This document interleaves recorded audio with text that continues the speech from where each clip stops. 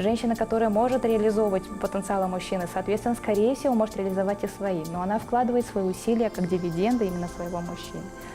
Скорее всего, она хочет быть потом завтра защищена таким успешным мужчиной, чувствуя себя в безопасности. Но в то же время внутри свербит вопрос, а вдруг завтра, когда он станет успешный, когда он станет более заявлять о себе более уверенно, вдруг он завтра станет уже объектом чужого интереса, а вдруг я потеряю его именно как своего мужчину, и он перестанет во мне нуждаться.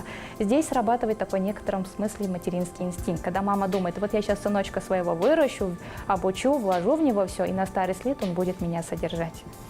Здесь нужно поговорить о этой женщине как о личности, которой немножко не хватает уверенности в себе, что завтра она сможет и без этого мужчины.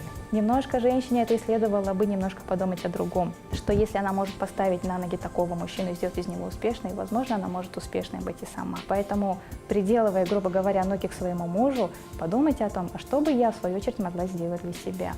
Помогать советам мужу, поддерживать его, быть его духовным соратником – это все правильно и хорошо. Но именно лепить уже из взрослого, сформировавшего мужчину – это несколько, наверное, неправильно. Поэтому очень важно жене оставаться женой, а не продолжать взращивать из своего мужа сына, то, что делала ваша свекровь. В каком случае такая система, когда жена продвигает мужа, а муж хорошо на этом растет? Это будет расти в том случае, если супруг такой женщины изначально рос в семье с доминирующей мамой, которая изначально своему сыну всегда говорит, как поступить лучше, давая ему уже идеальный, готовый вариант, который она уже анализировала, обработала, стратегически для него подобрала и дает ему своего рода направление. Вот такой мужчина идеально найдет себе такую же направляющую, да, оберегающую, покровительственную супругу, такой брак комплементарный, как мы его называем, он будет действовать очень хорошо. Но в чем опасность?